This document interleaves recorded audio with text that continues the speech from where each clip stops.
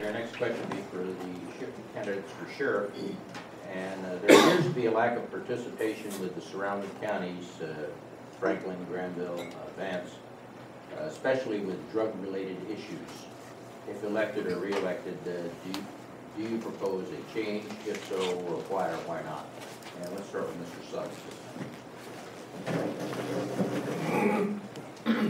Well, I don't know what kind of relationship it is now. However, I will tell you that I personally know the sheriff in Halifax and have a good working relationship with him. Pat Green in Franklin County, I worked with him when he was a detective in Franklin County and I was a drug agent for Warren County. Vance County, I don't know who the sheriff's going to be, but I know most of them running. But what I would like to do is to work towards a region task force again like we had before. And when I was in it, it was Warren, Vance, Franklin, Granville, Person County, that each county put in a number of officers and they worked all those counties together under a board which governed them and gave them the information they needed. And it worked real well because drug dealers are not limited to the county line. If one from Warren County wants to sell drugs in Vance, you try to set up a buy with him and he crosses the Vance County line and you're a Warren County drug officer. Kind of hard to cross that line unless you've got some ties there and some people with you from Vance. When it's a multi-agency drug unit, those county lines don't have any, they don't even exist anymore. You can buy from whichever county you need to go to as long as they're in that region. It also works out great where it works for building relationships between the counties, the sheriffs and the officers. The uniformed officers supply information to each of the drug officers in their county, and then when they come together, they put it all together. It worked great. We did a good job when we were doing it before. Mr. Williams.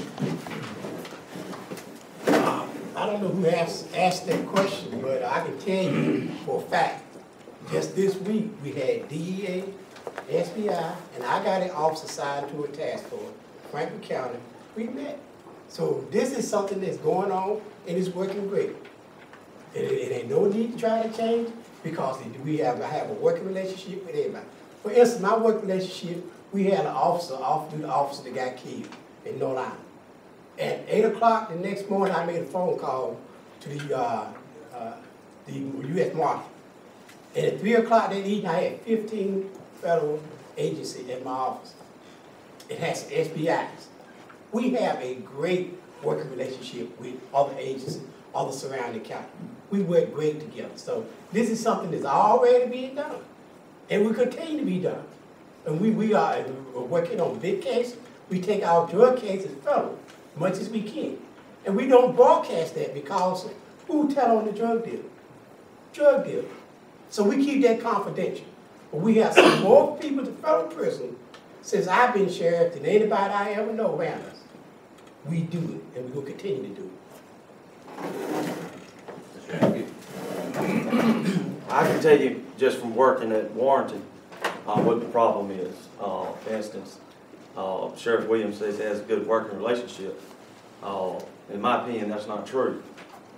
We were locked out of the intoxicalizer room, which I'm a state certified chemical analysis operator, locked out. And from my understanding, since I have resigned my position there to be able to run for sheriff, they've been given that access back. So that's a problem. We couldn't even do that. We had to take our people that were intoxicated and go to North Island. And at one time I had to go all the way to Henderson because I called for for permission to use the instrument and was denied. The one in North Island was down. Another incident I had, I was working on a gentleman was under arrest, under no bond.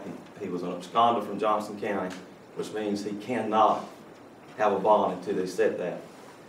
I had him was working an active drug deal. He was being an informant. A detective was sent in and said from the sheriff's office and said that he needed to arrest him. He had 7 misdemeanor warrants. I said, well, he's in jail already, I need him 15 more minutes. No, my sheriff said I had to come get him and arrest him. I explained to him again, I need 15 more minutes. They filed a complaint, accused me of striking an officer, which was found to be fraudulent, didn't happen. And, you know, that's the kind of relationship you have. We wound up in a chase with that motor vehicle because we could not get a drop zone done because of the interference of his agency. Why can't you wait 15 minutes when the man's already in jail? And that's a question that I would pose to each one of you to think about. Why couldn't they wait 15 minutes? Thank you.